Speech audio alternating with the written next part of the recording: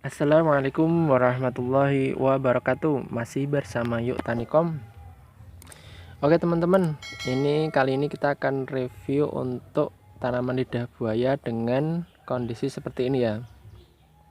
Kondisinya seperti di video ini. Jadi dia kondisinya kayak jatuh itu ya. Jatuh, kemudian ada sedikit busuk di bawah. Kita akan review apa penyebabnya dan bagaimana solusinya. Jadi mungkin di rumah teman-teman memiliki lidah buaya yang kondisinya seperti ini. Semoga review ini bisa menjadi gambaran atau jawaban jika lidah buaya teman-teman akan diperbaiki ya. Oke, yang pertama itu adalah kondisi dia tidak kaku. Jadi layu-layu seperti ini ya. Nah, kondisi seperti ini itu biasanya disebabkan oleh tanah yang lembut atau istilahnya. Jadi dia tidak padat. Tapi sebenarnya tanah seperti ini bagus ya teman-teman. Yang jadi utama itu sebenarnya bukan di tanah atau di medianya, tapi adalah di penempatan. Nah, lidah buaya ini dia sangat suka pada kondisi yang full panasan teman-teman. Jadi apabila teman-teman mempunyai lidah buaya yang kondisinya agak jatuh seperti ini, itu posisikan lidah buaya itu di full sinar matahari.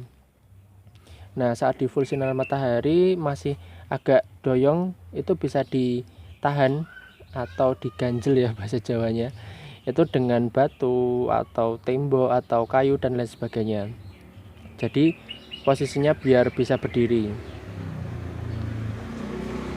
Nah, posisi seperti itu memerlukan waktu ya. Jadi tidak langsung dia tegak. Dia membutuhkan proses. Nah, mungkin bisa sampai sebulan ya sebenarnya ya. Kalau nanti terlihat coklat di waktu sebulan itu dengan penyiraman yang cukup ya, dengan kondisi media yang tidak terlalu basah juga, itu teman-teman bisa pindah di setengah sinar matahari. Nah, kalau lidah buaya ini dia posisi penanaman, dia pagi hari tidak mendapat sinar matahari ya, tapi mendapat sinar mataharinya di sore hari. Kemudian ini lokasinya di daerah Serumbung. Daerah Serumbung itu sekitar 10 atau 14 km dari Merapi ya. Jadi ini kalau airnya air dingin, terus kemudian kalau dibandingkan dengan Jogja, di sini lebih dingin ya daripada Jogja. Jadi mungkin bisa menjadi gambaran teman-teman posisi lidah buaya ini itu seperti ini. Nah, kemudian kalau kondisi ini agak ada yang busuk ya. Ini ada yang busuk. Selama busuknya itu hanya di pelepah, itu insya Allah masih aman teman-teman. Asalkan busuknya itu tidak pada akar. Kalau pada akar ya kemungkinan besar itu lidah buayanya akan mati ya. Itu.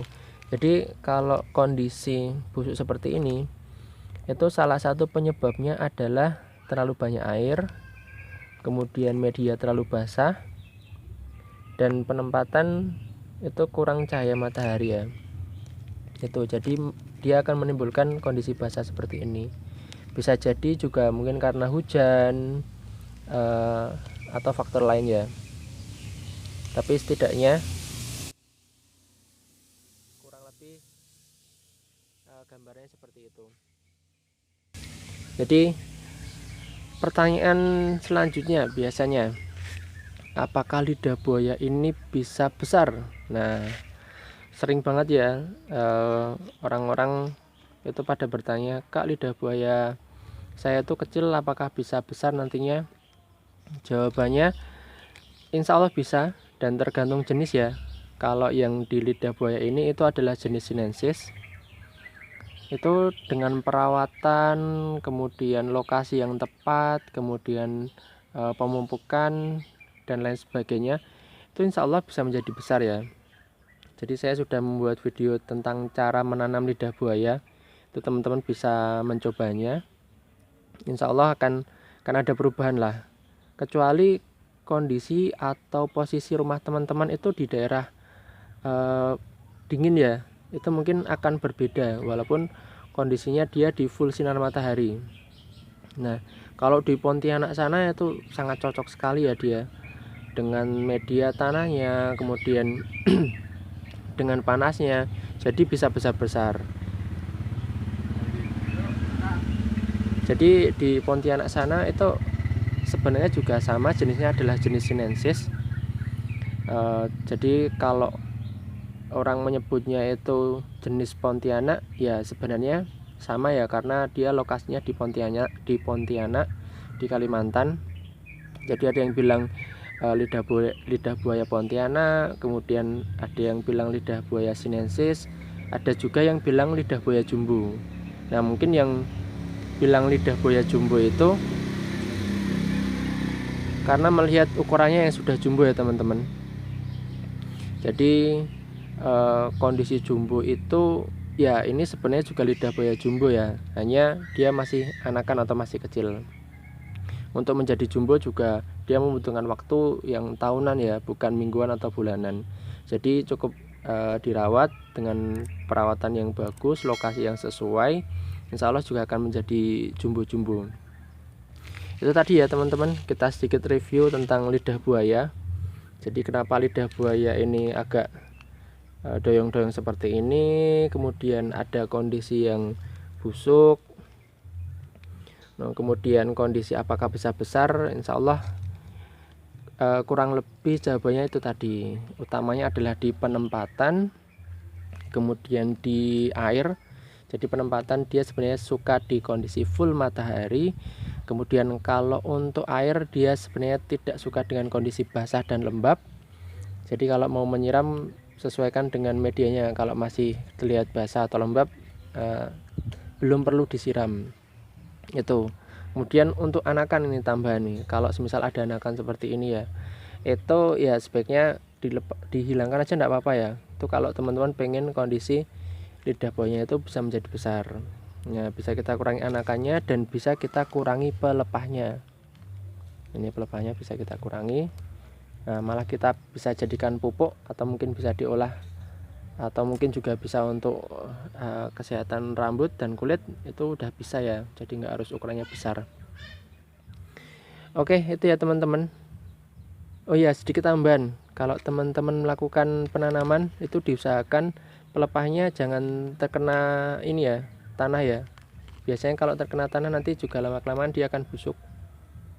Jadi diusahakan tanah itu tidak di ini ya, tidak di tanah sini ya. Jadi pelepahnya tidak tertimbun, tapi cukup di sininya aja. Jadi pas di pelepah terakhir itu enggak apa-apa, tapi jangan menimbun pelepah. Oke. Mungkin masih ada pertanyaan tentang lidah buaya dengan kondisi seperti ini, itu bisa coret-coret di komentar. Mungkin juga ada teman-teman yang punya pengalaman mengenai perawatan lidah buaya, bisa juga komen-komen di bawah ya. Jadi kita sama-sama belajar. Semoga menjadi amal jariah buat kita bersama, karena salah satu amal jariah itu adalah tentang tanaman ya. Oke, mungkin itu yang bisa Yuk Tani sampaikan. Jika ada kesalahan mohon maaf. Semoga video ini bermanfaat. Terima kasih.